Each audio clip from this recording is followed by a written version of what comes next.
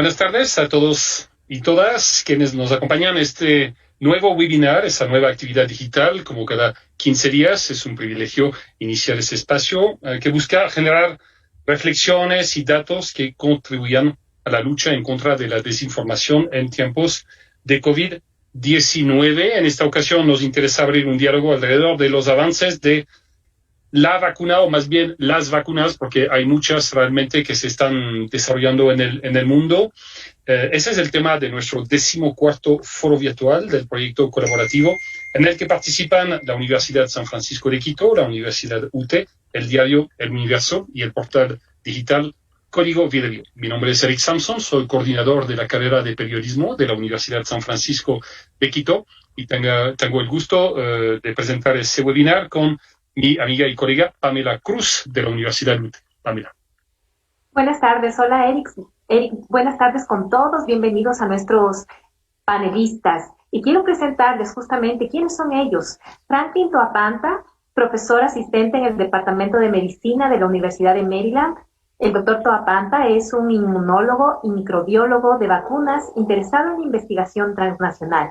Su trabajo se enfoca en comprender las complejas interacciones inmunes entre patógenos y hospedadores para identificar actores celulares y moleculares claves. Mónica Tarapuez es una médica con doctorado en farmacología clínica y con experiencia de trabajo en grupos multidisciplinarios.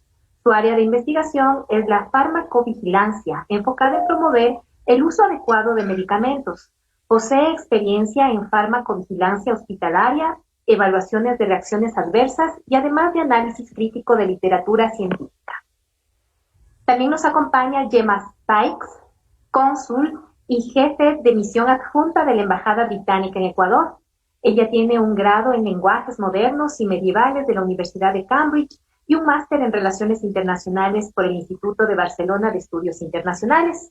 Y Eric, hemos dividido este diálogo en 3 bloques. Relacionado justamente con el título de nuestro foro. El primer bloque van a ser los avances de las vacunas, el segundo la eficacia de las vacunas y el tercer bloque va a ser la llegada de las vacunas al Ecuador. Pedimos entonces a nuestros invitados que sean muy concretos en estas respuestas para lograr un diálogo, ¿no?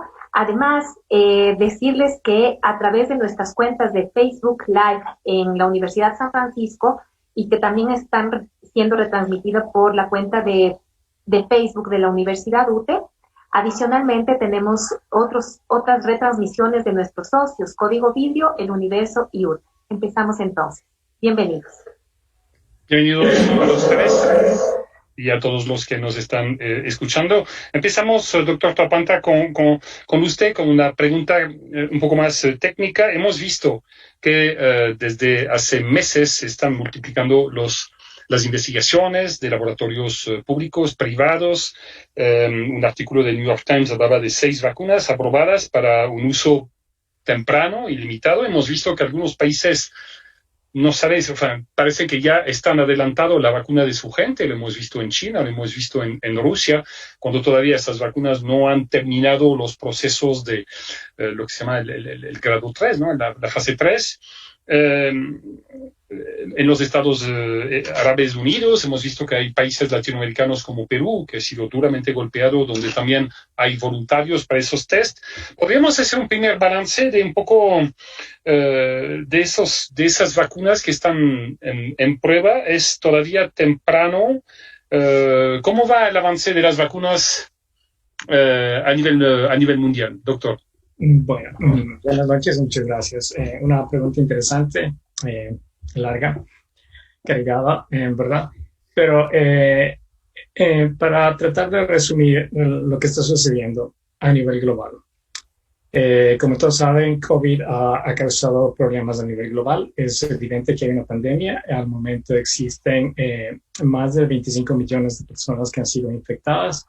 La cantidad de muertos es terrible. Y obviamente necesitamos una vacuna. Esta es una enfermedad para la cual necesitamos una vacuna. Hay muchos esfuerzos globales en los que se está trabajando para desarrollar vacunas. Ahora, ¿qué es lo que le estamos pidiendo a los gobiernos, a la industria y a la academia? Y menciono 3 actores porque lo que está sucediendo ahora no podría suceder si no hubiese impresión de estos tres actores. Lo que, si consideramos el tiempo en que se demora en desarrollar una vacuna de manera normal, digamos, el tiempo es de más de 10 años y requiere una inversión muy alta o de la industria o de academia. En lo que le hemos pedido a la comunidad científica es que desarrolle una vacuna en un tiempo récord. Estamos hablando de 1 año. Entonces, ha habido muchos esfuerzos y los esfuerzos incluyen muchas innovaciones. Innovaciones en el uso de plataformas, innovaciones en el uso de cómo se va a mantener estas vacunas y cómo se va a distribuir. Pero la pregunta es, ¿cómo hemos llegado ahora y qué vacunas tenemos?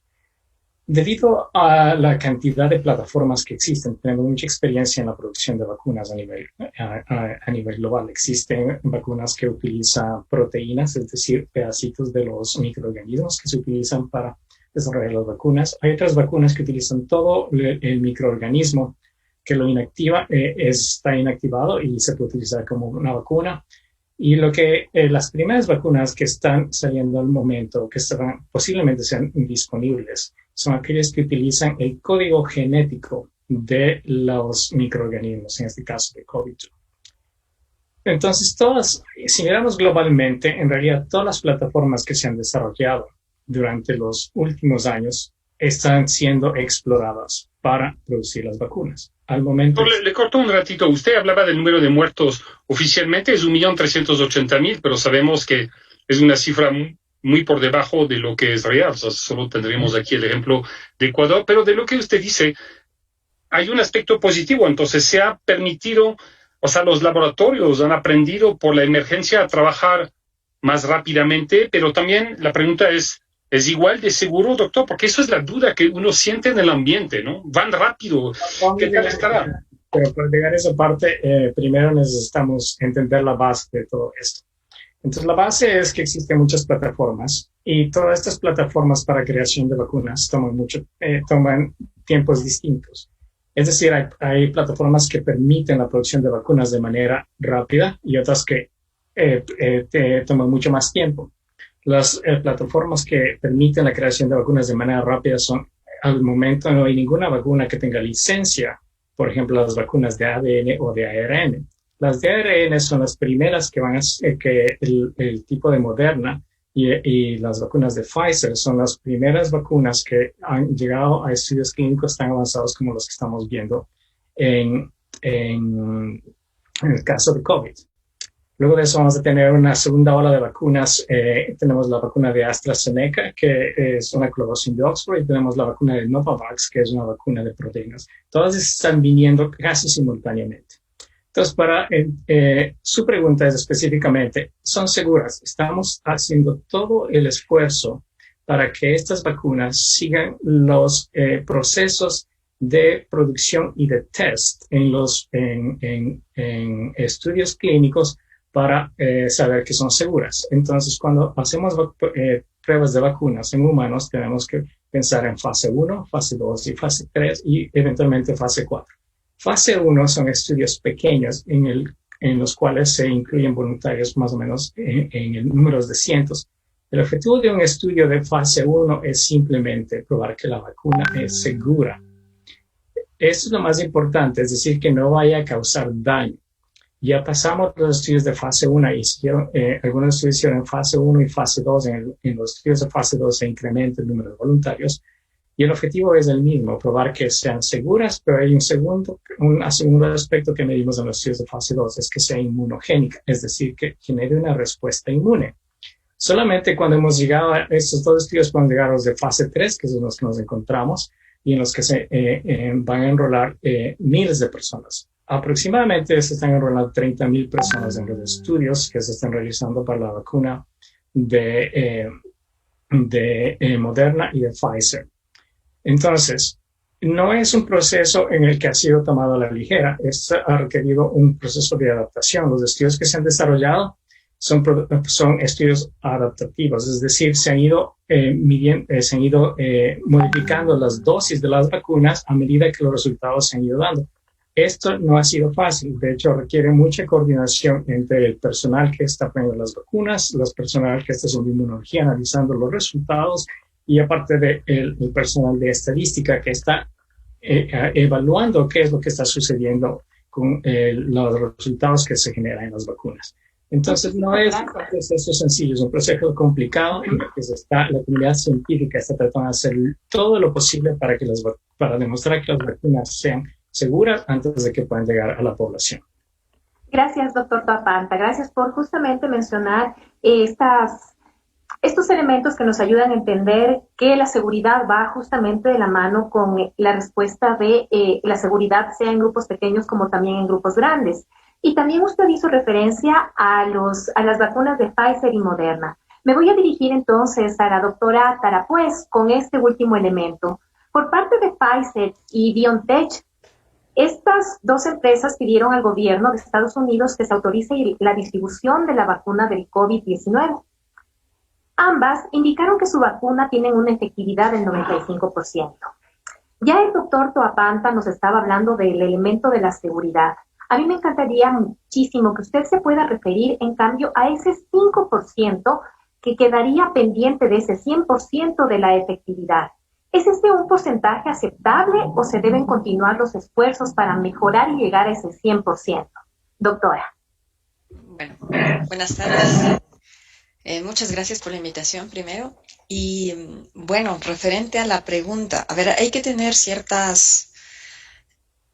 las vacunas, el desarrollo de las vacunas tiene varias aristas y eso es lo interesante y a la vez también el desafío. Usted pregunta y más o menos se refiere a si alcanzaríamos una efectividad, si quisiéramos, lograríamos en un sueño alcanzar la efectividad del 100%. La OMS, cuando hablaba de la efectividad de las vacunas, cuando se ponían en el contexto, en el tapete, el primer diálogo sobre vacunas, se decía que una vacuna aceptable sería aquella que tenga una efectividad del 50%. Es decir, hablando en términos de comunidad científica, un 95% es altísimo. Ahora, ¿cuál es el problema con ese 95%? Es que todavía no tenemos los estudios totalmente publicados. Y eso me parece algo muy importante que se realice esta clase de webinars en los cuales se difunde la información de manera correcta, puesto que la información que tenemos actualmente sobre el 90 o el 95 de Moderna o de Pfizer han sido publicados en medios de comunicación, más no en artículos científicos. Y eso, lamentablemente, no tiene un mayor peso. Entonces, ¿qué quiero decir con esto? Tenemos este resultado que es muy alentador. Realmente el desarrollo de las vacunas, como también ha explicado el doctor Toapanta, ha dado un vuelco grandísimo durante este tiempo. Ha sido espectacular lo que hemos visto en términos de investigación, pero cuando comenzamos a tener unas noticias tan alentadoras, ahí hay que ver, a ver, la fuente cuál es. Y entonces nos quedamos en este sentido en que la publicación todavía no es oficial. No tenemos los datos totalmente liberados, fue a través de un medio de prensa. Entonces, no digo que no sea verdad, lo que digo es que necesitamos todos los datos para que realmente sea una cifra confiable.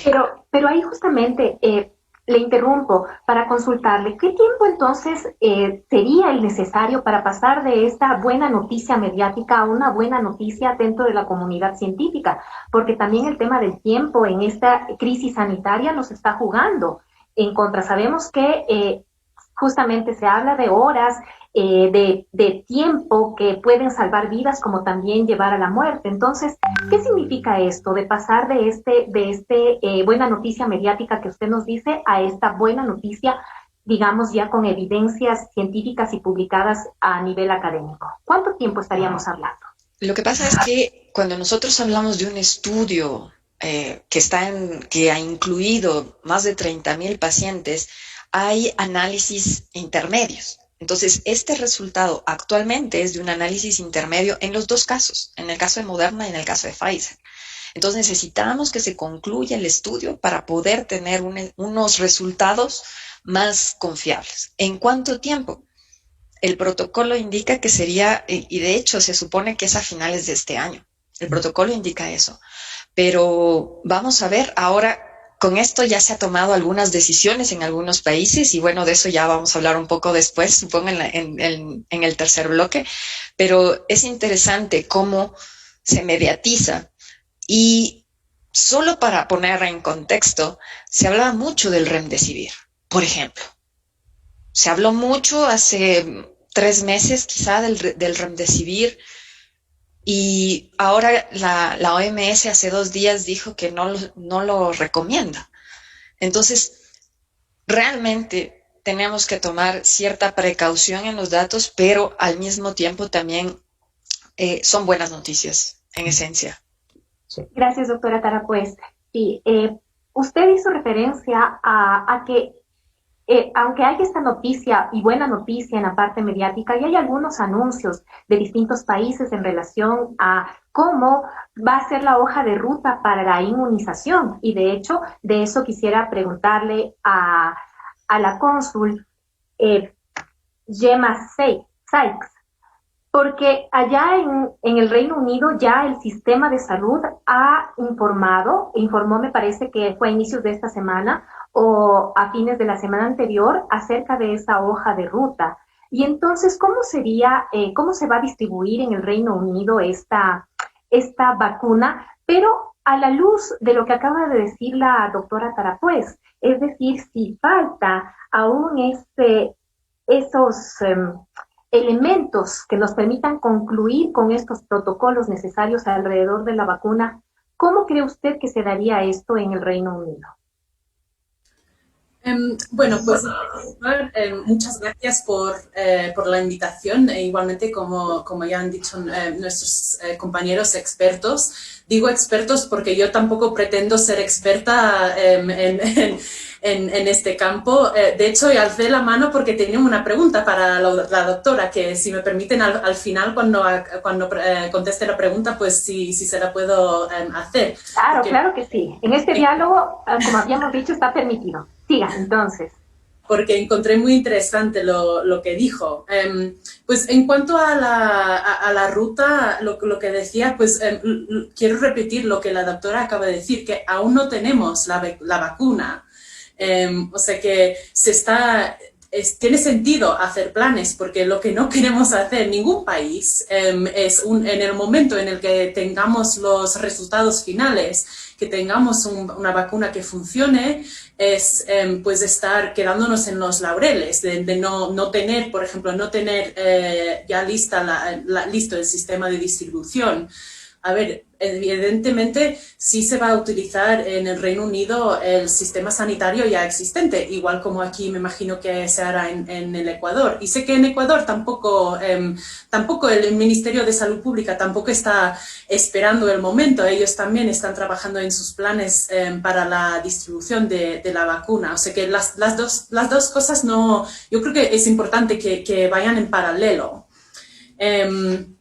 Y, a ver, en el Reino Unido hemos tenido un poco la misma idea que ha hecho Ecuador en el sentido de que hemos apostado, podríamos decir, por un portafolio de vacunas. Tenemos acuerdos con 7 farmacéuticos distintos. En Ecuador sé que el gobierno ecuatoriano tiene acuerdos con 4 y que sigue en negociaciones con otros también.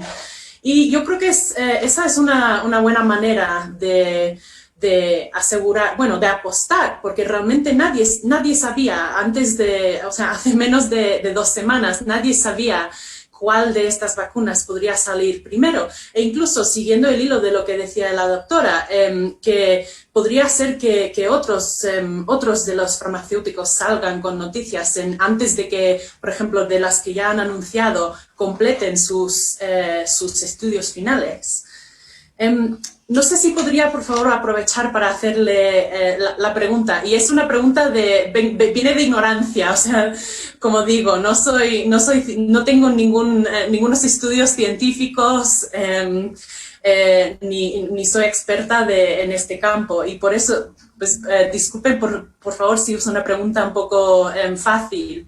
No se preocupe, porque además ustedes, como su cargo de cónsul, le permite el tema de la construcción de la opinión pública, así que tenemos acá dos expertos con quienes podemos estar interactuando y podemos sacar la mayor cantidad de información posible que nos sea útil. Así que siga, por favor.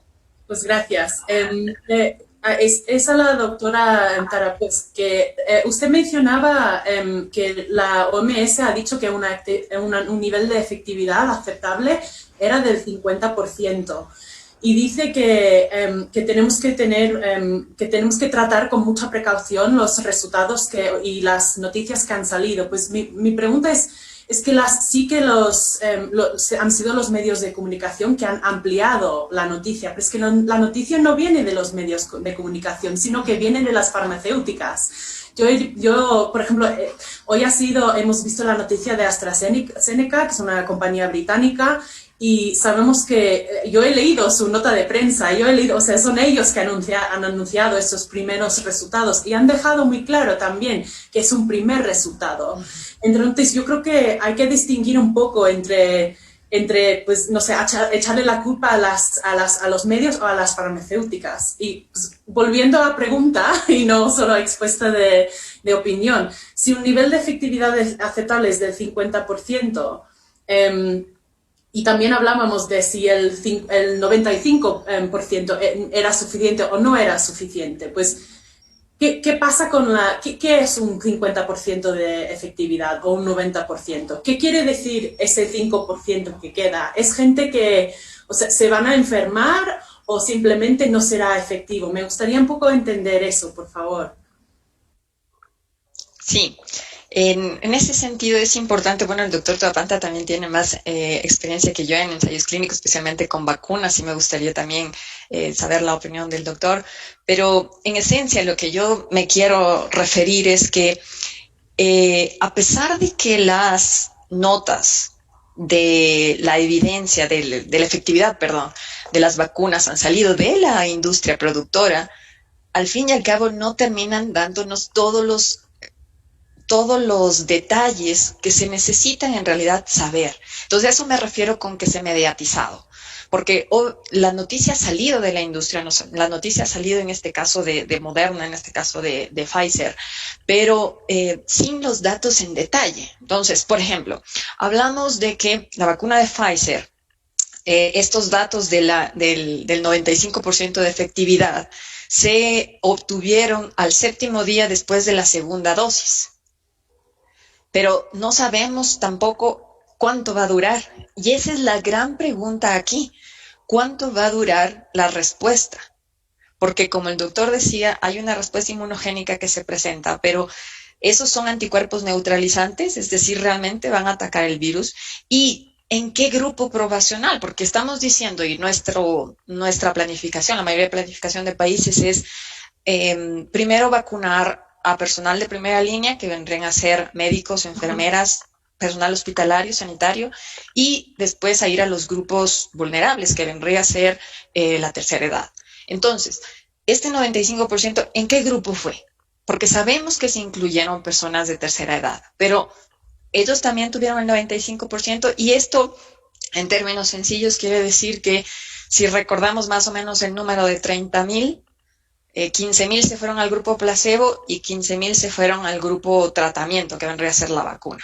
Entonces, en el grupo placebo se desarrolló 90% de enfermedad, mientras que en el grupo de investigación, el grupo de la vacuna, solo 5% desarrollaron enfermedad. Entonces, ahí está más o menos el 95% que se habla de la efectividad de la vacuna.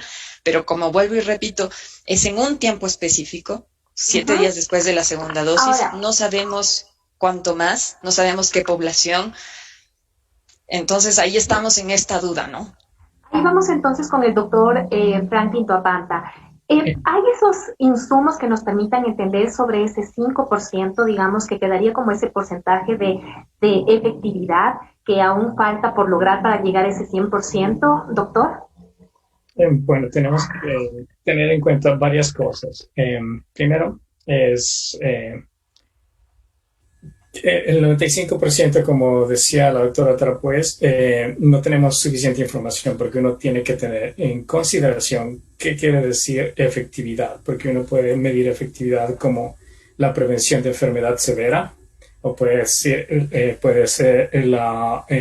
simplemente que no haya enfermedad a ningún nivel, o que exista solamente enfermedad leve. Entonces, tenemos que esperar los datos finales. Pero para responder a su pregunta del 95% versus el 50%, que era lo que se espera, que era lo que se pensaba que podía ser aceptable, hay que considerar las otras vacunas que existen para poder responder a esta pregunta. Ninguna vacuna que existe al momento es 100% efectiva. Ninguna vacuna es esterilizante. Sin embargo, se sabe que las vacunas son eficientes. Por ejemplo, consideramos la vacuna de influenza. La efectividad de la vacuna de influenza varía de año a año porque cada año necesitamos actualizar las cepas. La vacuna de la influenza va a fluctuar entre el 30 al 70%. Nunca ha llegado al 100%, pero sabemos que es efectiva, disminuye la mortalidad de las personas. Es por eso que se recomienda constantemente. Otro tipo de vacunas que se puede mirar con los mismos ojos es la vacuna para Salmonella Type 21A, que se utiliza para las personas que van a viajar a zonas endémicas. La efectividad de la vacuna es simplemente el 40 al 60%, pero eso ha sido suficiente para disminuir la tasa de infección y de transmisión de la enfermedad y generar un nivel de protección en las poblaciones. Entonces, el tratar de llegar al 100% primero es ilusorio. Los resultados de más del 90% son absolutamente fabulosos. Y la tercera cosa que quería comentar aquí al respecto es que, indistintamente, al momento ninguno de los resultados han sido certificados por la comunidad científica. Son todos de las compañías, pero es importante mirar qué hay en común entre estas tres vacunas. Las tres vacunas utilizan el mismo antígeno. Están utilizando la misma parte del virus como fuente de inmunización. Entonces, si consideramos las tres vacunas generando similares respuestas, similares resultados, da una pauta para que pensemos que estamos en el camino correcto para inducir una respuesta inmune que es posiblemente protectora. En ciencias nos gusta que las cosas sean reproducibles. En este caso tenemos información al menos de dos compañías que son los datos similares, provenientes de plataformas similares. Y ahora con el estudio de AstraZeneca estamos llegando a la misma conclusión. Entonces está empezando a haber una acumulación de datos que nos quiere decir que estamos en buen camino. Nos alegramos por eso, porque esto, por ejemplo, nos estaría respondiendo a la pregunta que muchas personas nos estamos haciendo en cuanto a qué vacuna deberíamos escoger. Pero usted nos dice que si están utilizando los mismos componentes, entonces, y estamos hablando del tema de seguridad y el tema de la efectividad. Sin embargo, doctor Tapanta, alrededor de ese 5% que faltaría, ¿no es cierto?, para llegar a ese 100%, ¿podría hablar de que habrían efectos secundarios considerables, por ejemplo, o a qué se está apuntando en ese 5%? Usted hacía referencia a que con ese porcentaje tan alto del 95% podríamos hablar de unos ciertos rangos, ¿no es cierto?, para ver que la enfermedad sea de carácter leve, evitar que sea severa, que no existan muertes, pero en ese 5%, entonces, ¿qué es lo que estaría entrando dentro de lo que no se podría cubrir de lo que ahora se ha avanzado? En el momento no le puedo dar una respuesta a esa pregunta y yo le recomendaría que no nos fijemos tanto en el 5%. Recomendaría que nos fijemos a la población en general, recomendaría que nos fijemos en el 90%, más del 90% de eficacia que existe. Efectos secundarios. Todas las vacunas tienen efectos secundarios. Los efectos secundarios que se han reportado en las vacunas, en estas vacunas en particular, son de leves a moderados. Es decir, puede haber dolor en el sitio de inyección, puede haber cierto nivel de fiebre, pero ninguno de los efectos se ha considerado serios, lo cual es importante en considerar. Y como les dije antes, en los estudios primarios de fase 1 y de fase 2, esa es una de las principales cosas que se evaluó. Ahora, pueden existir efectos raros. Pueden existir efectos que se presenten en casos muy leves, en casos muy extraños. Por ejemplo, si un efecto raro se presenta en una en cada 10,000 personas, En un estudio de fase 1 en el que se estudiaron 100 personas, no se va a detectar. O sería un evento muy raro, ¿verdad? En un estudio de fase 2 en el que se inscribieron de entre 100 a 1000 personas, es muy poco probable que se detecten. En estudios en los que estamos hablando ahora de 30.000, 40.000 personas, es posible que se llegue a detectar, pero todavía es un evento muy raro. Es por eso que es importante la fase 4. La fase 4 es cuando ya la vacuna ha recibido licencia, se puede distribuir en la población, pero ese no es el fin de los estudios. Las vacunas van a seguir siendo evaluadas constantemente y el objetivo de los estudios de fase 4 es detectar si existen efectos secundarios que sean raros. Puede ser 1 en 10.000, puede ser 1 en 100.000 personas. No podemos tener esta respuesta hasta que no haya un estudio lo suficientemente grande para responder esas preguntas. Gracias, doctor Tuapanta. Ya que usted nos ha aclarado el tema de lo que implicaría la fase 4, voy con la doctora Tarapuez, porque es una inquietud también que está en la ciudadanía. ¿Esta vacuna permitirá, por ejemplo, o evitará que se pueda dar un contagio? Porque ahora se está hablando de esa posibilidad, de que las personas vuelvan a contagiarse con las distintas cepas que están en el ambiente. Hemos visto casos de personas que se han vuelto a contagiar por el COVID por una segunda vez. También entiendo que hay estudios que están registrando eso. ¿Ocurrirá algo parecido con la vacuna? En ese sentido, esta es una de las incertidumbres con las que estamos trabajando, porque la reinfección está siendo analizada. Todavía se está analizando los datos correspondientes, pero es otra de las grandes inquietudes respecto a la vacuna. Y yo quisiera remarcar un poco más a lo que se ha referido el doctor Tuapanta previamente respecto a la seguridad también, porque una de las razones por las cuales los estudios se tienen que hacer y se tiene que seguir la secuencia de la fase 1, fase 2, fase 3, fase 4, es por estos motivos de seguridad. Cuando nosotros estamos hablando de eficacia, queremos decir la vacuna, y hay que tener una cosa también claro. La vacuna, tal cual como un medicamento, es una sustancia externa al cuerpo. Entra al cuerpo para modificar un proceso fisiológico, un proceso normal que generalmente hace el cuerpo, y ahí está el beneficio. Entonces entendiendo que los medicamentos y dentro de este grupo también las vacunas son sustancias exógenas al cuerpo, puede haber reacciones adversas. Ahora, las reacciones adversas también debemos pensarlas de que pueden ser algunas leves, unas tolerables y unas que también pues son demasiado raras y que podrían condicionar o atentar contra la vida. Por eso es importante y por eso es que los estudios, por ejemplo, los de fase 3 ya son poblaciones más grandes. Hablamos de 30.000 voluntarios sanos y esa es un poco también la diferencia y por eso es que se pide cierta transparencia en los datos, primero, y también se pide y son tan estrictos los protocolos para la investigación de una vacuna, porque estamos hablando de que esta sustancia se va a poner en una persona sana. No estamos hablando como un medicamento de que va a una persona que tiene una patología. Entonces, partiendo de eso, los estudios deben de ser bastante estrictos. Y por eso es que hablar de los efectos adversos es también ver qué pasó en el estudio. Por eso es que necesitamos la publicación completa, porque se habla de que hay eventos leves, moderados, pero ¿cuáles fueron? Y sí, porque también hubo, y se mediatizó también muchísimo, lo que la vacuna de AstraZeneca y Oxford fue parada por un evento adverso, que fue un poco grave. Y tuvimos, y la gente comenzó, bueno, es que no valen y ahora no nos vacunemos nunca jamás. Se comienzan a ver esas ideas y la verdad es que todas las vacunas que tenemos antes de COVID, todas han sido probadas en grandes poblaciones, primera cosa.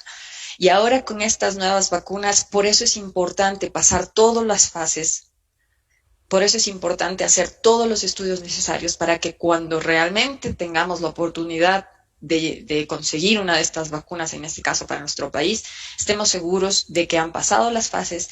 ¿Puede haber eventos adversos? Claro que sí. Y deberíamos tener un sistema de vigilancia también que nos ayude a enfocarnos en identificar qué pasó. Porque Si bien es cierto, las poblaciones son grandes, 30.000, 40.000 pacientes, también hay efectos adversos que aparecen 1 en 100.000. Entonces, por eso es importante los estudios que decía el doctor Toapanta, los de fase 4. Entonces ya se comercializó, se dio a toda la población y estamos hablando en este caso de inmunizaciones que van a ser masivas. Entonces, por eso es importante conocer el perfil, conocer todos los datos que nos pueda dar la industria que la conoce, la industria que la ha producido, para poder estar atentos en el país y que los sistemas de vigilancia puedan realmente responder. Y también que la industria nos ayude, porque si ellos son los que conocen, pues ellos van a tener que marcarnos un poco las líneas de cómo es, qué perfil tiene la vacuna.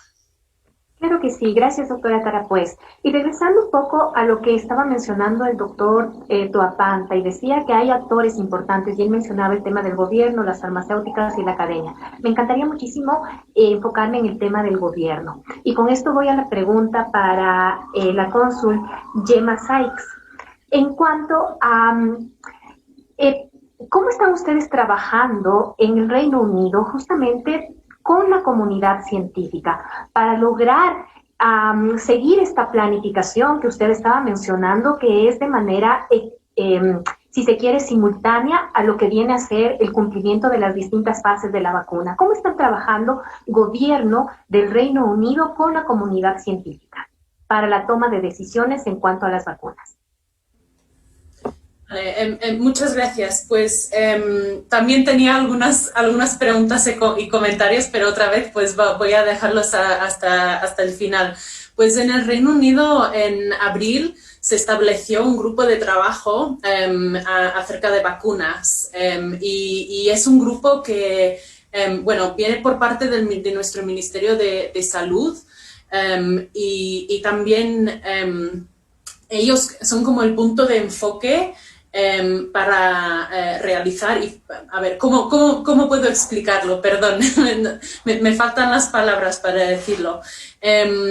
Ellos son como el nexus para la comunidad del gobierno y los que desarrollan la política pública dentro del ministerio y para los académicos. Es como un interface. Han sido todas las medidas que se han tomado en el Reino Unido, que sean decisiones acerca de vacunas, que sean decisiones acerca de confinamiento, o sea, todos los temas relacionados con el COVID han sido tomadas mano a mano entre los ministros y los científicos. O sea, se escucha mucho de que hay que seguir la ciencia y esa es la teoría que se ha aplicado desde el principio. Como digo, ha sido este grupo de trabajo que ha sido como creado dentro de nuestro ministerio, que se ha encargado del tema específicamente de vacunas. Pero ellos no solo tienen muchas tareas, tienen bastantes responsabilidades. Incluso el ministro Juan Carlos Ceballos López, cuando visitó al Reino Unido en septiembre, yo lo conocí, yo lo acompañé y él se reunió con the UK Vaccines Task Force, como se llama, un poco básicamente para aprender un poco de la experiencia de montar este grupo así de repente, tan rápido, porque normalmente las organizaciones se tardan en crearse y es un proceso bastante largo. Y también para nosotros aprender de la experiencia del Ecuador, porque es algo nuevo para todos.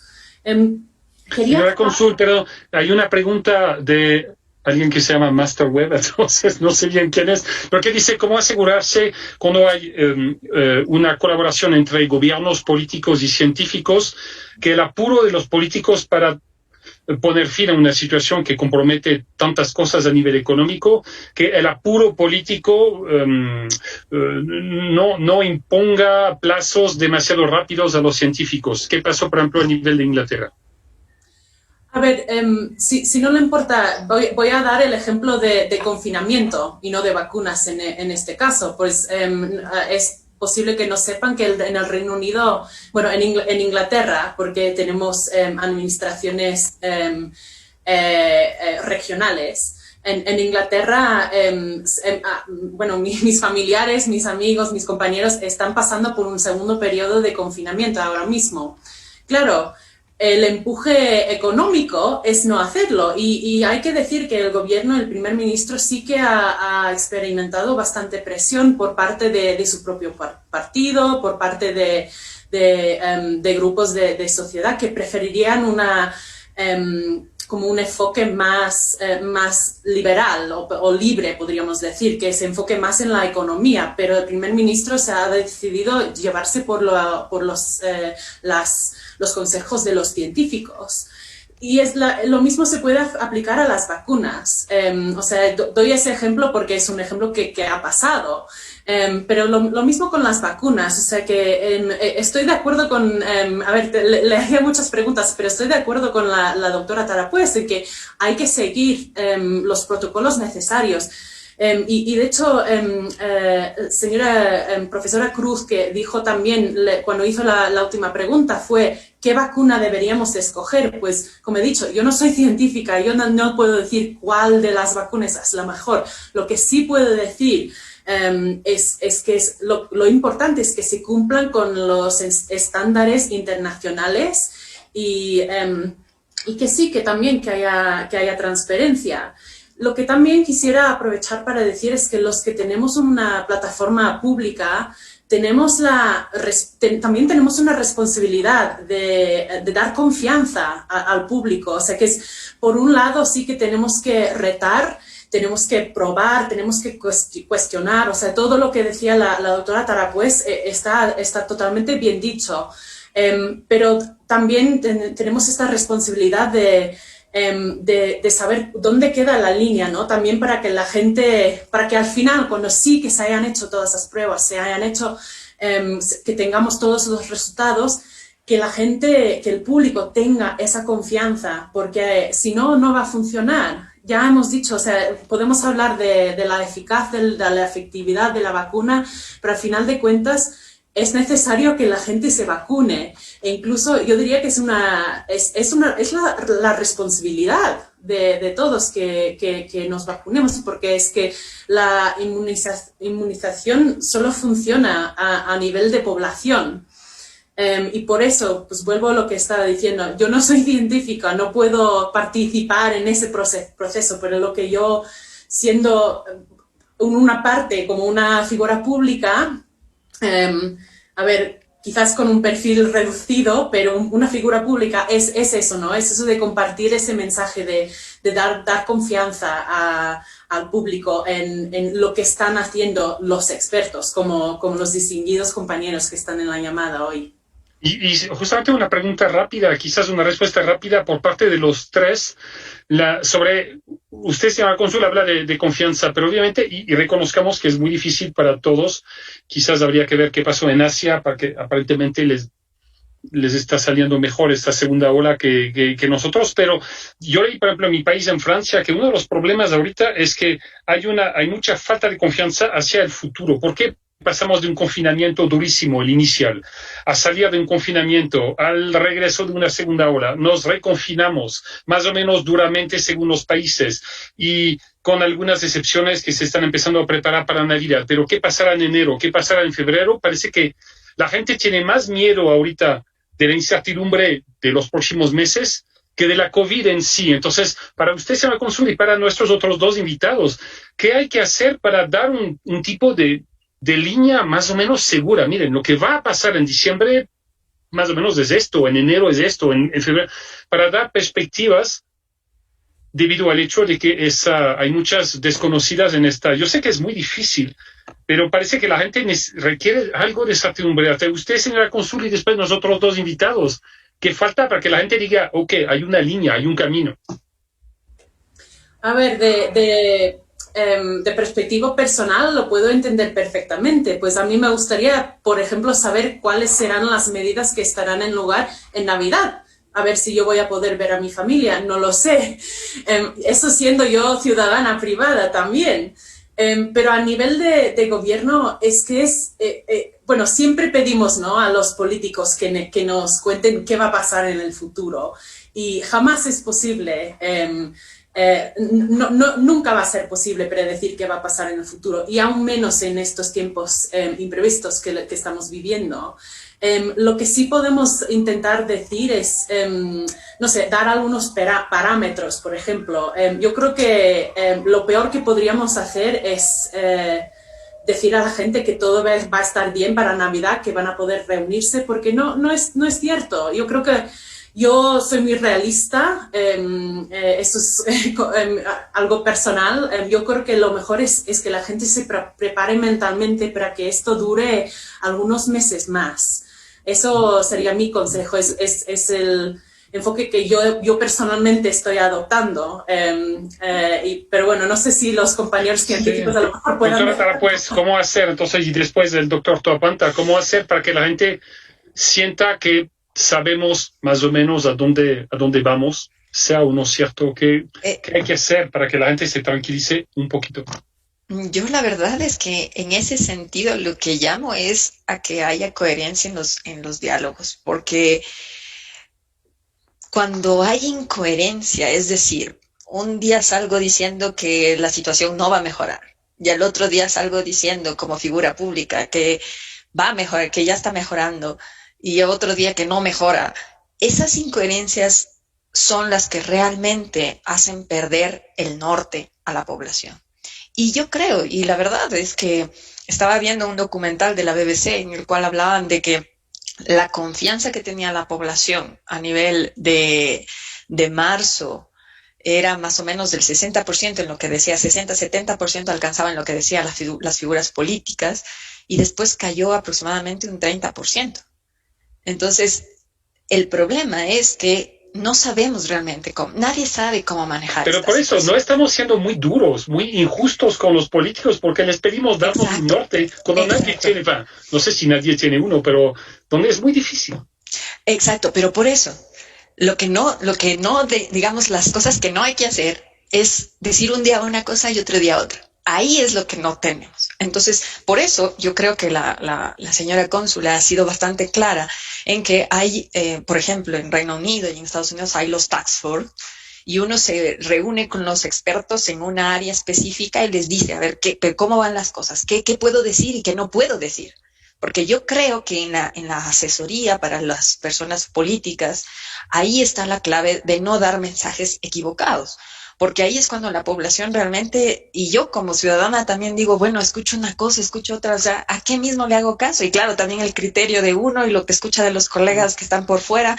Entonces, yo pienso que hay coherencia, básicamente necesitamos coherencia. Doctor Toapanta, a veces hemos visto doctores, o sea, consejos científicos que no están de acuerdo los unos con los demás, defendiendo algunas medicinas o algunas vacunas o algunos procesos, y eso complica aún más. ¿Usted estará de acuerdo con los demás? O sea, en ese caso no se puede pedir lo imposible a los políticos, o sí habría una manera de dar el norte, o eso, lo que dice la doctora Tarapuez, tener un mínimo de coherencia. Debe existir consistencia en lo que uno dice y lo que uno hace. Segundo, es difícil predecir el futuro. No sabemos qué va a suceder. Cuando empezó la pandemia, no sabíamos qué tanto se iba a extender. La esperanza era que se controle en Asia. No sucedió así. Se extendió a Europa, a Italia, y después se extendió a Estados Unidos y finalmente a todo el mundo. Podemos tratar de aprender un poco de lo que ha pasado en el pasado con previas pandemias. Por ejemplo, esta pandemia refleja mucho lo que sucedió con la pandemia en 1918, con influenza, con España, con el influenza español, en el que sucedió lo mismo. Había olas en las que subía y bajaba, subía y bajaba, subía y bajaba. Al momento parece que tiene un comportamiento parecido a COVID, y es posible que tengamos que ir más de una vez a cuarentena hasta que no encontremos una vacuna u otro mecanismo apropiado para controlar. Pero no se puede decir qué es lo que va a suceder en el futuro, es imposible. Pero sí tenemos que seguir manteniendo consistencia en las comunicaciones con las personas que pueden cambiar las cosas.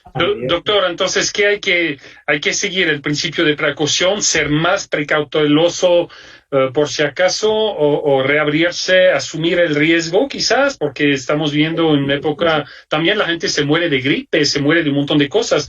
Asumir un mayor riesgo, no condenar la economía. Tenemos que encontrar un balance, no podemos sacrificar la economía por el beneficio de todo, igualmente puedes matar a la población para que se salve la economía. Tenemos que encontrar un balance y podemos guiarnos por números. Sabemos que si existe una tasa de transmisión de menos del 5%, es mucho menos probable que exista transmisión en las escuelas, por ejemplo. Pero si tenemos una tasa de transmisión del 10%, nos vemos obligados a cerrar escuelas. Y si tenemos una tasa de transmisión más alta, que es lo que está sucediendo en el momento en Inglaterra, nos vemos obligados a cerrar restaurantes, bares y confinamiento. Entonces, ahora el gobierno está manejando números y es lo que pienso que se debe seguir manejando. Pero no sabemos cuál va a ser nuestros números en 3 meses. Simplemente son lineamientos lo que tenemos que seguir. Destacar, doctor Toapanta, lo que usted está mencionando en cuanto a la consistencia en la comunicación. Y voy a ir a la pregunta con la doctora Tarapuez. En relación con estas lecciones aprendidas que estaba hablando el doctor Toapanta, si vemos que ha habido una mediatización de las informaciones en relación a la fase 1, fase 2 y fase 3, ¿cuál vendría a ser la lección aprendida para esta fase 4 dentro de lo que vendría a ser la comunidad científica? Y también, ¿cuál vendría a ser una lección para las farmacéuticas, ya que se han saltado, digamos, esos ciertos protocolos de los cuales usted estaba mencionando? Y creo que usted también quería añadir algo a la respuesta del doctor Toapanta. Sí, bueno, solo complementar una de las frases que el doctor ha dicho, y es que tenemos que buscar lo intermedio. Tenemos que, o sea, realmente no podemos justificar una salida masiva, ya voy a hacer la vida normal por la economía, tampoco es así. Pero yo sí quisiera remarcar una cosa, y es que aunque tengamos la vacuna, la verdad es que la vida no va a volver a ser igual pronto. O sea, realmente volver a la normalidad, incluso teniendo una vacuna efectiva, segura, realmente las cosas van a volver a la normalidad bastante lento, mucho más quizá de lo que estábamos pensando en un inicio. Entonces, las cosas realmente han cambiado, van a cambiar y tendrán Tengo una hija pequeña, por ejemplo, y ella está recibiendo clases de modo virtual. Su socialización va a cambiar. Pero defina lenta, doctora, ¿qué es lenta? ¿Qué es 6 meses? ¿Y por qué? Es que no se sabe, es que no sabemos. Todos pensábamos que a finales de año, por ejemplo, íbamos a tener unas respuestas. Conocemos mejor el virus. ¿Conocemos? Claro que sí. De lo que lo conocíamos en marzo a lo que lo conocemos en diciembre, claro que lo conocemos mejor. Pero el problema es que surgen nuevas interrogantes. Y ahora, por ejemplo, con este tema de vacunas, realmente estamos probando nuevas tecnologías en vacunas, nuevas plataformas de investigación en vacunas, lo cual realmente es súper nuevo. Nos estamos abriendo campo donde antes no había. Por ejemplo, una de las vacunas que estamos hablando en este caso es un ejemplo más o menos, es la vacuna que se desarrolló por Merck para el ébola. Esa es una que más o menos tenía un poco de esta ingeniería nueva que estamos probando. Pero estamos hablando también de un virus reciente, estamos también hablando de una epidemia que también es un poco reciente, no igual a esta. La de 1918, la de la gripe española, es la más parecida. Y realmente hay que remontarnos al qué pasó en ese entonces, qué se pudo hacer, cuántos años duró. De hecho, esa duró bastante tiempo para recuperar. La recesión fue grande. Entonces, yo creo que hay que manejar también, y por eso es que lo que digo, la coherencia debería ser uno de lo que debería de funcionar bien. Y yo creo que ha funcionado en las estrategias de otros países, ¿no?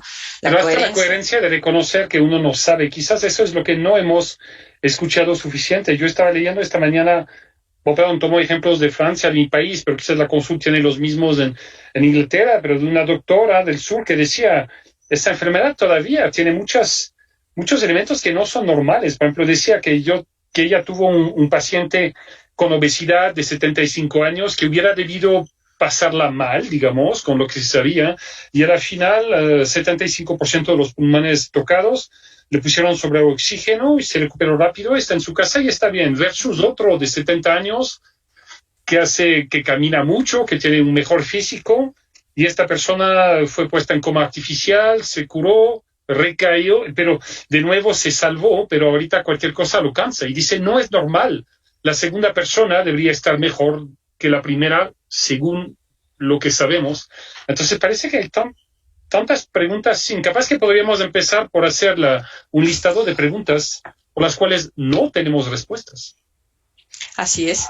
Y de hecho, también entrando en el tema ya más de medicina, cada paciente es diferente. Entonces nosotros aprendemos por síndromes, por etiologías, por causas, pero la verdad es que a veces los pacientes reaccionan diferente de diferentes formas. Entonces estamos aprendiendo el virus, pero al mismo tiempo también estamos aprendiendo la respuesta de cada grupo poblacional, porque bueno, ahí también se habla de grupos poblacionales en sus respuestas, pero la verdad es que cada vez que conocemos más, surgen nuevas interrogantes. Entonces, por eso es importante realmente la precaución y ser también un poco de escepticismo saludable, ¿no? O sea, un poquito de esto hay que esperar un poco más para saber realmente cómo va a funcionar. Pamela, parece que es lo que se pide a los periodistas, ¿no? Duda crítica. Creo que nos están haciendo realmente aquí una reflexión y una autorreflexión realmente en cuanto a nuestro ejercicio. Hay una palabra clave que dijo la señora cónsul, el tema de la obligatoriedad. Y esta pregunta es para el doctor Toapanta. Si nosotros sabemos por estudios previos en relación a enfermedades respiratorias, que el tema de una vacuna trae beneficios como, por ejemplo, el disminuir las tasas de mortalidad por enfermedades respiratorias y que también esto incluye como unas lecturas favorables en lo que vendrían a ser los costos para los sistemas de salud. ¿Por qué, por ejemplo, desde la comunidad científica vendrían a ser los argumentos para decir, sí, la vacuna es necesaria, debe ser obligatoria? Frente a movimientos que se están organizando en este momento que dicen no, son movimientos antivacunas u otros que dicen que realmente sus beneficios no van a ser, si no van a cubrirse al 100%, ¿para qué? También por el tema de costos. Doctor. Antes de que responda, creo que la cónsul tenía una pregunta o quería hacer un comentario. Gracias. Solo quería aclarar, por favor, que yo no hablaba de obligatoriedad. Yo creo que es un punto bastante importante. Yo hablaba de responsabilidad, que es una decisión que toma cada ciudadano privado. Yo creo que es una responsabilidad de todos, pero no me gustaría entrar en el tema de obligatoriedad. O sea, no es lo que dijo. Gracias. Perfecto, gracias por esa puntualización. Entonces, entramos en este tema de la responsabilidad versus la obligatoriedad. Doctor Toapanta, entonces, ¿cuáles vendrían a ser los argumentos justamente para lograr zanjar este debate entre responsabilidad y obligatoriedad alrededor de la vacuna? Yo creo que no existe un debate muy grande porque no podemos ir sobre no podemos atropellar la individualidad de las personas. Usted como una persona tiene derecho a escoger lo que usted quiere hacer y ese es uno de los principios más importantes que existe. No podemos obligar a la gente a vacunarse.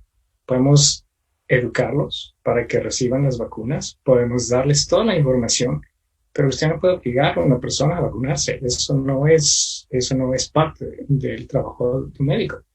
No, el trabajo médico, pero político, doctor. Hay muchos en Francia, o sea, los niños tienen que vacunarse, el BCG, unas vacunas con un montón que son obligatorias al inicio. O sea, el Estado puede decir, uno se vacuna en contra del apoyo y de muchas cosas. O sea, quizás no los doctores, pero los políticos pueden decidir eso. Sí, y esa es una pregunta para los políticos, no para los médicos. Y le recuerdo que soy un médico y no quiero caminar en el asunto político y y desde mi perspectiva, no puedo obligarle a una persona a vacunarse. Puedo entregarle toda la información, pero las personas son libres de decidir qué es lo que ellos deciden. Muy bien, pero seguimos con esa idea. Usted no puede obligar, de acuerdo, pero su recomendación como doctor sería más vale hacerlo o no, aunque sea su posición sería que más vale que la gente se vacune o hagan lo que quieren, porque la responsabilidad, o sea, cualquiera de nosotros andando en la calle, o sea, no puede sino constatar que el respeto de los gestos Barrera es menor ahora que hace 6 meses, que vemos a cada rato fiestas que se organizan donde hay cientos de personas, de jóvenes que a veces ya quieren socializar y, o sea, yo no sé, o sea, no se ve que todo el mundo por lo menos sea responsable, pero usted como doctor diría, sí vale la pena, yo no te voy a obligar, pero sí recomiendo vacunar o no. Sí, la respuesta simple y sencilla es sí. La recomendación es para vacunarse y para cualquier caso de duda, las vacunas funcionan. Existe un récord. No estoy hablando de lo de COVID, porque estamos haciendo COVID, pero el resto de vacunas que han sido probadas por mucho tiempo tienen una función, funcionan, son efectivas. No debe existir ninguna duda de la utilidad de las vacunas. Usted, señora Cónsul, perdón, Panela, dale. No, justo le iba a trasladar la pregunta a la señora Cónsul, ya que el doctor Tapante estaba mencionando que, digamos, entrar también en un ámbito político no es el ámbito en el que se desenvuelve la comunidad científica, pero sí desde el punto de vista político, ya que usted mencionó la responsabilidad. ¿Cómo lograr entonces que las personas entiendan que esta responsabilidad no es simplemente de un individuo o en relación a mi familia, sino que es una responsabilidad de carácter comunitario? Es decir, estamos hablando de que si es que nos vacunamos, hay la posibilidad de que existan menos muertes, menos contagios y por lo tanto quizás logremos tener este equilibrio entre la parte de salud y las distintas áreas también que se requieren equilibrar en este escenario atípico que se ha dado por el tema de la pandemia. ¿Cómo entonces sería este tema de la responsabilidad desde el área política, señora Cónsul? Pues yo lo veo, volviendo a lo que decía antes de la responsabilidad de las figuras públicas y de los políticos de fomentar esa confianza de la gente, porque a ver, en el Reino Unido, que yo sepa, que yo entienda, no hay ninguna obligación a vacunarse. Pero también podríamos, yo creo que podríamos decir eso de todos los temas de salud pública también, porque la salud pública, por definición, es algo que afecta a una población entera, no es algo que afecta a los individuos. Entonces, lo que hago yo te afecta a ti y les afecta a todos.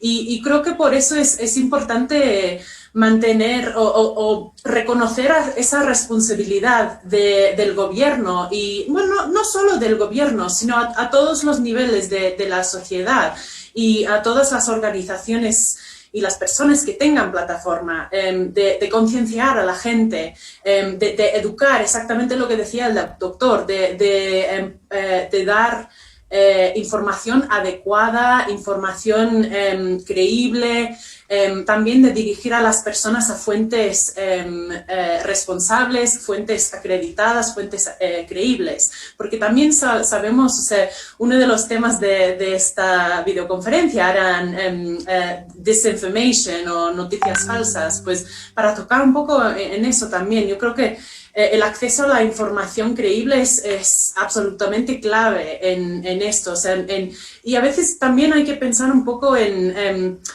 la psicología de los seres humanos. O sea, es más probable que yo haga algo si alguien me convence que me obligan. Que me obliguen, perdón. Entonces yo creo que se trata de eso, ¿no? Y yo creo que eso pasa con todo, o sea, en todas las situaciones, todos los temas de salud pública, pero también de cualquier tipo de política que requiera que la gente cumpla con algo, que la gente, por ejemplo, campañas, se habla mucho en el Reino Unido de la campaña que se hizo, creo que en los años 80, para que la gente se ponga cinturón en el coche. Era ilegal ir sin cinturón, pero la gente lo hacía igualmente. Entonces se tuvo que hacer una campaña para concienciar a la gente y también pensar en esa psicología de qué tipo de mensaje va a llegar a la gente, qué tipo de mensaje quiere ver la gente, qué les va a hacer cambiar de idea. Y yo creo que la respuesta queda más ahí que no en obligar a la gente, porque también si hay poca confianza en los gobiernos, por la razón que sea, y si los gobiernos empiezan a obligar a la gente, pues la gente tiene aún menos confianza. Entonces yo creo que es más es parte del contrato social, ¿no? Es que los gobiernos no están ahí solo para imponer, sino para convencer y para educar a los ciudadanos. Es un tema muy, muy complejo, ¿no? Porque hemos visto también el regreso de algunas enfermedades que se pensaban desaparecidas por la falta de vacunas en algunas personas. Hemos tenido el caso aquí en Ecuador y en países de la región, cuando algunos migrantes venezolanos que no eran vacunados porque no había vacunas en su país, o sea, simplemente porque la situación de los hospitales es, como lo sabemos, desastrosa, y vimos regresar de nuevo algunos brotes de sarampión, de cosas así que pensábamos desaparecidas. Y si me permite, solo quería agregar una cosa. Yo mi última misión antes de venir a Ecuador fue en Pakistán. Pakistán tiene un problema muy grande con polio. ¿Por qué? Porque no hay confianza en las vacunas. ¿Y qué pasa? Que, o sea, bueno, por varias razones. Por ejemplo, los trabajadores sanitarios corren peligro, incluso cuando van a veces a algunos pueblos en zonas rurales, y están allá para ayudar a los ciudadanos. Y ese es como el extremo, ¿no? Pero lo que queremos evitar es llegar a ese lugar, porque el polio es algo que sí que se puede vacunar y no existiría si todos se vacunaran. Entonces es como usar eso como un ejemplo de si no tenemos cuidado, si no hacemos esto bien, ahí es donde podríamos llegar. Hay una pregunta de Nelson Tubay sobre un poco una reciente declaración del presidente Lenín Moreno sobre la puesta a disponibilidad de la vacuna en Ecuador a inicios del 2021. Entonces, quizás una pregunta para los tres. Podríamos empezar con la doctora Tarpuez, doctor Tabana. ¿Qué tan factible les parece eso, que tengamos acceso, digamos, muy pronto, ¿no? De aquí a, digamos, un mes, desde lo científico hasta lo logístico, la capacidad de organizar campañas de vacunas, etcétera? ¿Qué tan factible les parece? Quizás una respuesta breve los tres. Doctora Tarapuez, quizás, el doctor Tapanta y la señora Consul después. A ver, respecto a ese tema, se entendió por medios de prensa que tenemos una negociación con Pfizer. No sé realmente cuáles serían las otras candidatas que se está considerando en el país, pero respecto a Pfizer, por ejemplo, tenemos un problema logístico y el problema es cómo la cadena de frío que necesita. Entonces necesitamos unos congeladores especiales, ¿cómo los vamos a conseguir? No lo sé. Entonces la parte... Creo que, y ahí se habla de otro término, ¿no? Acabamos de hablar del término de eficacia de las vacunas, pero ahora vamos a hablar en término de eficiencia, porque eficiencia quiere decir que me es rentable como país, porque ahí, bueno, poniendo el caso de que hay una vacuna segura, eficaz y que la gente quiera vacunarse, porque bueno, también respetamos la autonomía, pero la autonomía informada, pero si ya llegamos a ese punto, ahora tenemos que ver la parte de cómo invertir el dinero, porque esa es la otra cara de la moneda.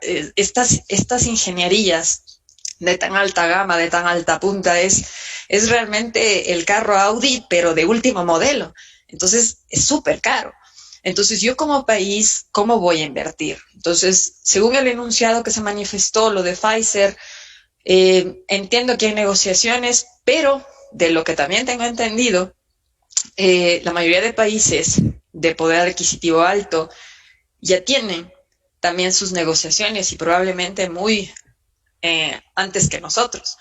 Y se habla, por ejemplo, que muchas de las dosis de Pfizer van a quedar para Estados Unidos, algunas se van a ir para el Reino Unido, en AstraZeneca y la de Oxford, la de Moderna también ya está con algunos acuerdos.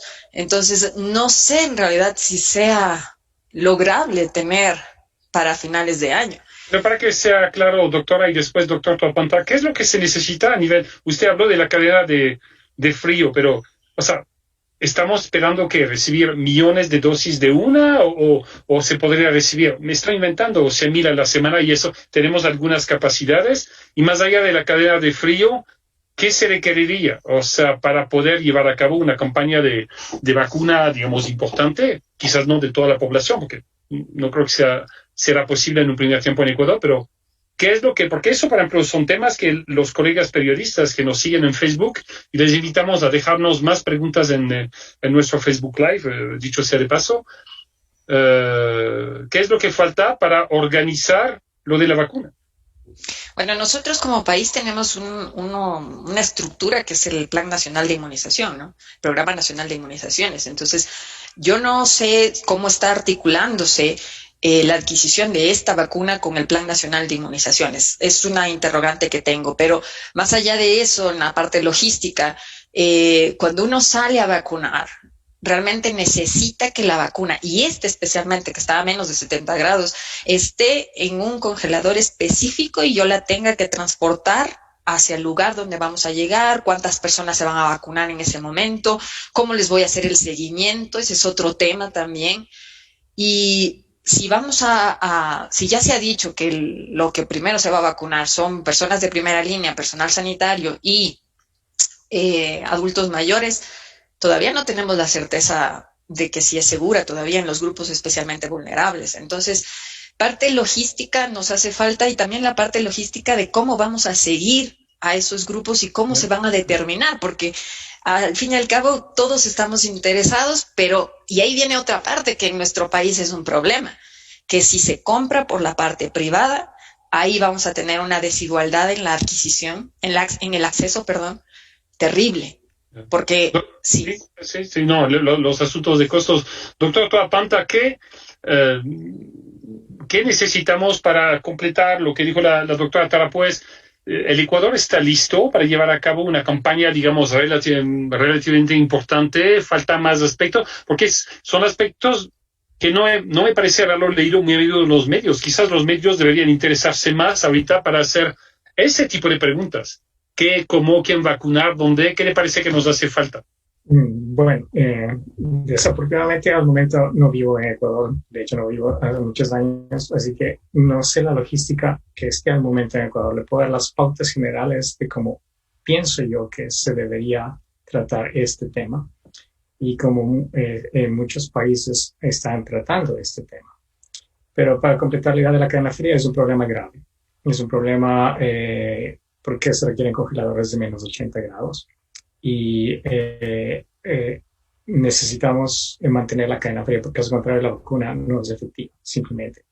Pero eso no quiere decir que no haya otras vacunas que se estén creando ahora que van a llegar más tarde, un poco más tarde, no extremadamente más tarde, que son más apropiadas, que uno puede mantenerlas en una nevera regular y que van a ser eficientes. Tal vez esa sea la mejor opción, en realidad, para los países latinoamericanos, no simplemente para Ecuador. Respecto a quiénes deben recibir la vacuna, esa es una decisión política, pero mirando lo que otros países proponen, y lo que se está proponiendo es personal de primera línea, es decir, médicos de urgencias, enfermeras, bomberos, policías, porque mantienen nuestra comunidad, ¿verdad? Segundo grupo deben ser las personas que tienen riesgo, es decir, personas más de 65 años, personas con diabetes, enfermedades crónicas que están en riesgo. Y después viene la población en general. Y para las personas que se preguntan de los niños, porque siempre es una pregunta, ninguna de las vacunas ha sido probada en niños. No sabemos. De hecho, los primeros estudios para niños están apenas planificados para el año 2021. De tal forma, eso, doctor, ¿se debe qué? Porque hay razones de bioética mayores en el caso de los niños, que ahí sí se están tomando todas las precauciones. Simplemente es planificación. En los estudios que estamos hablando, un estudio de 30,000 personas que se ha hecho, es un estudio extremadamente grande. La cantidad el estudio, por ejemplo, con el que estamos familiarizados es con el estudio de Moderna. Incluye más de 30,000 personas. Más de 100 instituciones en los Estados Unidos tuvieron que trabajar en conjunto. Armar esa cantidad de infraestructura requiere una coordinación muy grande, recursos muy grandes, y el análisis de datos es increíblemente complicado. Entonces, entonces los estudios estaban dirigidos simplemente para atender las necesidades básicas. ¿Cuáles son las necesidades básicas? Las personas de alto riesgo. Eso es los estudios en niños usualmente toman más tiempo, porque uno tiene que ser mucho más cauteloso, tiene que probar las dosis. Hay un protocolo que se llama de escalación, es decir, uno empieza con dosis un poco más altas y va disminuyendo las dosis para encontrar la dosis pediátrica. Entonces son estudios más complicados, no se pueden hacer, en este caso requiere más tiempo. Claro, sí, también. Sí, y llegando a la parte logística que estaba mencionando Eric, ¿no es cierto? Que ir desde este tema de cómo sería la distribución o cuáles tendrían que ser los elementos que el Ecuador necesita para la recepción de las vacunas. A la señora cónsul, le pregunto, cuando fue esa comitiva del Ecuador, de médicos ecuatorianos, entre esos el ministro de Salud, al Reino Unido, ¿tuvieron oportunidad de conversar e intercambiar experiencias en relación a estas dificultades que estaban siendo mencionadas por la doctora Tarapuez y por el doctor Toapanta, hasta llegar al tema de, por ejemplo, cómo llegar a esta responsabilidad con la ciudadanía para el tema de las vacunas? Señora cónsul. Solo para aclarar que vino el ministro con su consejera, pero no vinieron médicos desde Ecuador. Fue solo una delegación de 2 personas ministerial. Pero sí, como mencioné antes, se reunieron con el UK Vaccines Task Force. También nos reunimos con NHS Supply Chain, que es una compañía pública en el Reino Unido que de hecho no está encargada del tema de temas relacionados con COVID, o sea, por ejemplo, del equipo protectivo, pero sí que maneja todo lo que es la cadena de suministros en nuestro sistema sanitario, que es un sistema, en Inglaterra, un sistema único. Pudo el ministro hablar con el jefe de esta organización y entender un poco cómo es que nosotros en el Reino Unido, no hablamos de vacunas, pero cómo distribuimos otros tipos de suministros médicos. Y yo creo que eso fue, espero, según lo que me contó después el ministro, que fue una experiencia útil, por lo menos.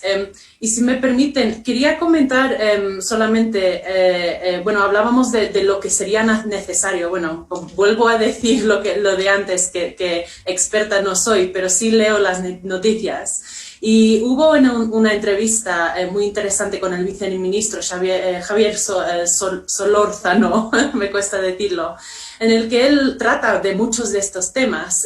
Salió en primicias. Les invito a leerlo, porque habló mucho de los trabajos que está realizando el ministerio para prepararse. Por ejemplo, la cadena de frío, la distribución. Por ejemplo, una anécdota que leí en el artículo es que piensan utilizar las farmacias para dar las vacunas, no solamente los centros, los ambulatorios. Y quería aprovechar también para mencionar, ya se refirió el doctor Topanta a esto, de que hablábamos de las dificultades de la vacuna de Pfizer por la cadena fría, pero como acabamos de mencionar, la vacuna de AstraZeneca, por ejemplo, solo requiere almacenamiento igual a la nevera de casa. O sea que eso facilita muchísimo la distribución. Y como han dicho los 2 expertos, que no sabemos, quedan todavía muchas otras vacunas que hemos visto en una semana y poco, 3 anuncios muy importantes. Puede que nos esperen más anuncios en las semanas que vienen, que a lo mejor los requisitos sean aún menores o aún más fáciles. Sí, sin olvidar también anuncios que vienen de Rusia o de China sobre vacunas que quizás no están tan conocidas por parte de otros. Hay una pregunta de Leonardo Santos que dice, ¿podría pensarse que la vacuna en contra de la COVID-19 pase a ser un requerimiento, por ejemplo, para asistir a un evento masivo, matricularse a la universidad o incluso para viajar, un poco como para ir a Brasil tenemos que vacunarnos de fiebre amarilla, por ejemplo? Eso podría... es más una pregunta para políticos, pero igual, ¿usted lo ve como una factibilidad de que para hacer algunas cosas, de la misma manera que para viajar ahorita nos piden un PCR negativo, en muchos países por lo menos. En mi opinión es muy posible. Es muy posible que muchos países o bloques de países requieran la vacuna para viajar. Eso no me sorprendería en lo más mínimo. Y cada país tiene el derecho a salvaguardar sus fronteras, así que me parece que ¿Y usted, doctora, cree que de la misma manera que lo de la fiebre amarilla, que de alguna manera ha sido aceptado para poder viajar, podría pasar lo mismo con lo de una vacuna eventual en contra de la COVID-19? Si totalmente factible, pero en nuestro contexto eso aumenta la inequidad, porque, por ejemplo, en las PCRs vemos que hay PCRs desde 65 hasta $115. Entonces también ha habido una comercialización bastante grande. Entonces imagínense si se comienza a pedir para el ingreso a las escuelas, para la universidad, pues la gente va a tratar de conseguir en cualquier lugar. Y ahí viene, yo realmente estoy un poco preocupada por la situación un poco del acceso, porque ese va a ser realmente un problema. Si nosotros porque también hay que mencionar que Ecuador está en la estrategia de COVAX de la OMS para tener un porcentaje de vacunas, pero eso no va a alcanzar. Por tanto, entiendo que hay planificación para obtener vacunas por otras estrategias, pero también me gustaría mencionar que en octubre de este año también hubo una reunión en la cual India y Sudáfrica pidieron a la Organización Mundial del Comercio que realmente haya una suspensión parcial de los derechos de propiedad intelectual de la vacuna.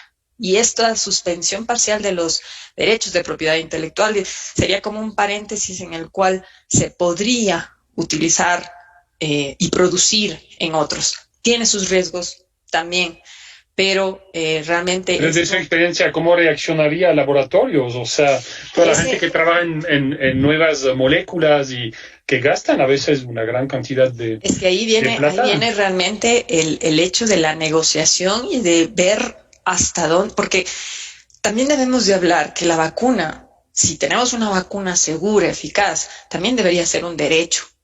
Entonces ahí ya estamos entrando en temas ya un poco de acceso y más también de la salud pública en todo el contexto de la palabra. Entonces, si yo tengo una vacuna segura y eficaz, pero tengo el límite del acceso por la cuestión monetaria, por la cuestión del financiamiento, también deberían haber otras estrategias. Pero doctora, entonces ese acceso sería que pase vía el Estado, el sistema público de salud, para que haya un precio único o un precio impuesto, quizás también, otra posibilidad a los actores privados. Vuelvo al ejemplo del PCR. El PCR, el Estado lo que dijo es, bueno, hagamos un rango entre $80 y $120. Y eso es lo que pudieron hacer para regular, pero no se pudo hacer mucho más.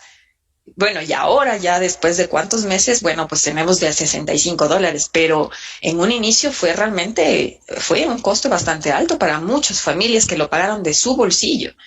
Entonces, sí tenemos un poco de limitaciones en ese sentido y creo que también es parte del Estado también analizar las perspectivas que pueda haber, ¿no? Y si hay estrategias como estas, probablemente unirnos para poder, porque todo es negociación y negociación conjunta.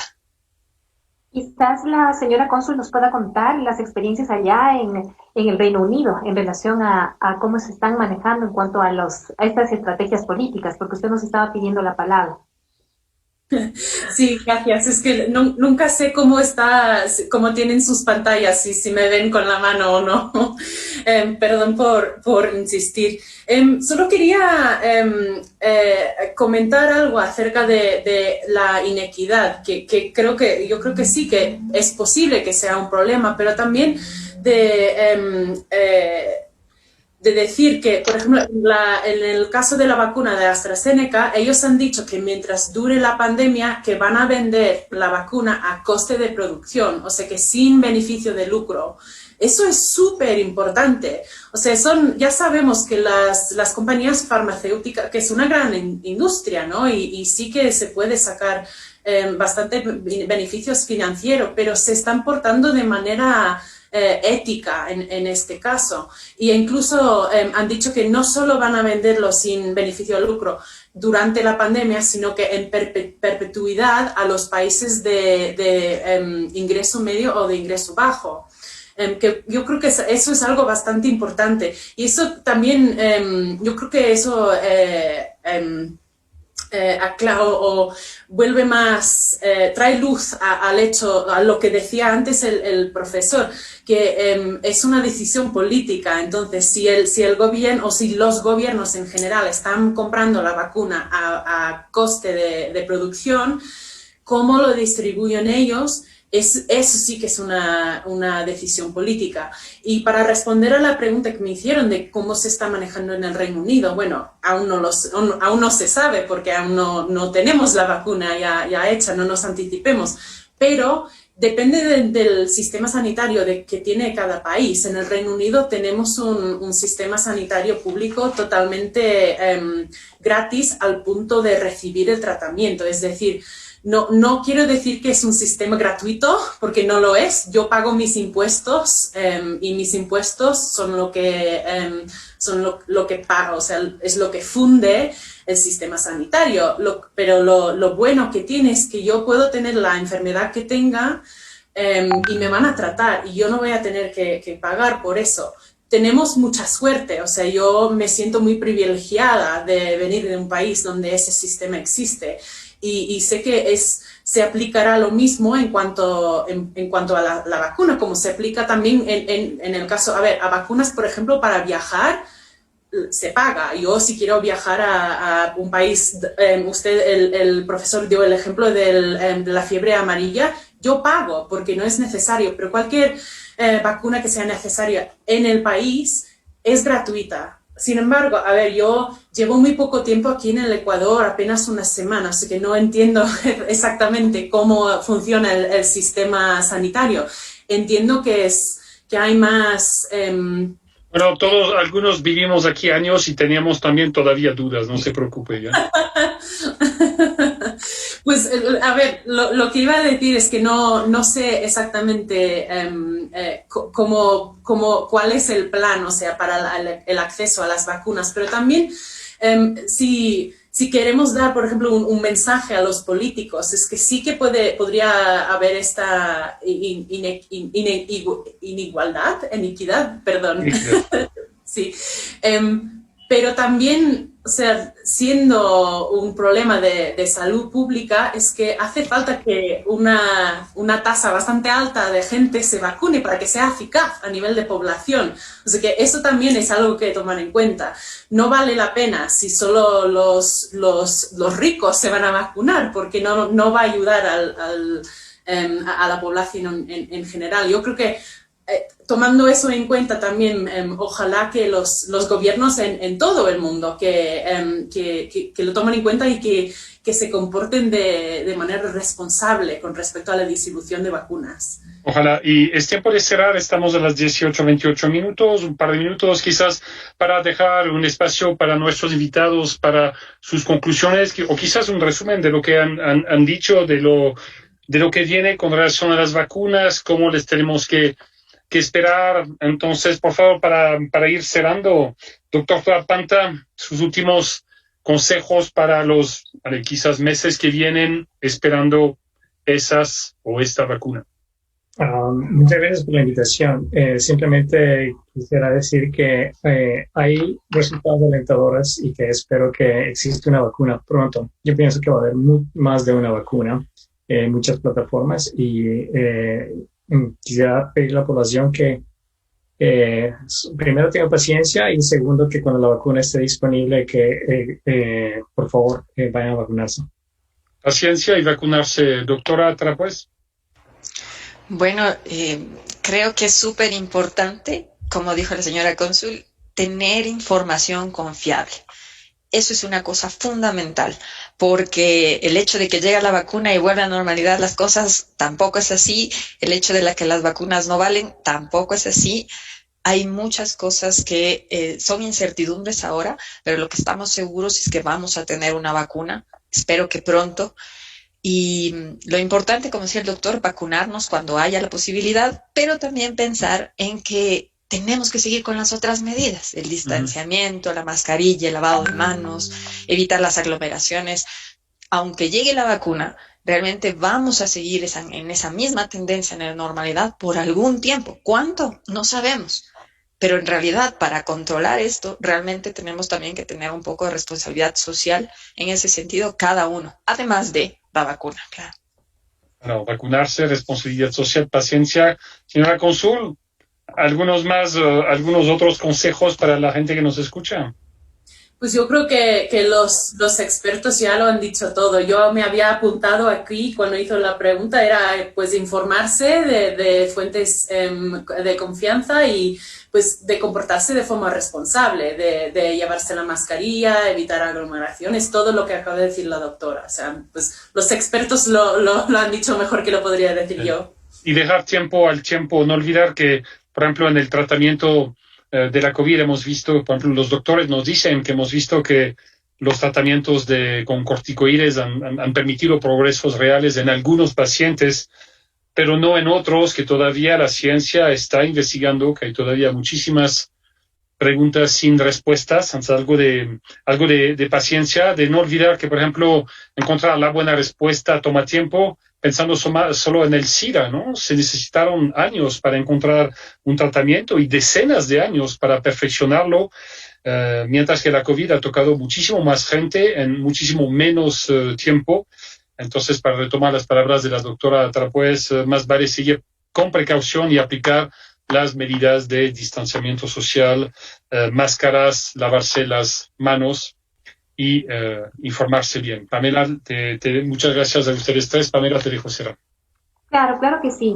Un agradecimiento especial a la cónsul Gemma Sykes, a la doctora Mónica Tarapuez y al doctor Franklin Toapanta, porque sus comentarios nos ayudan a nosotros, quienes estamos dentro del periodismo, a abordar otros temas. Gracias por esas informaciones que nos han dado alrededor de la planificación, de la distribución, del tema de la accesibilidad.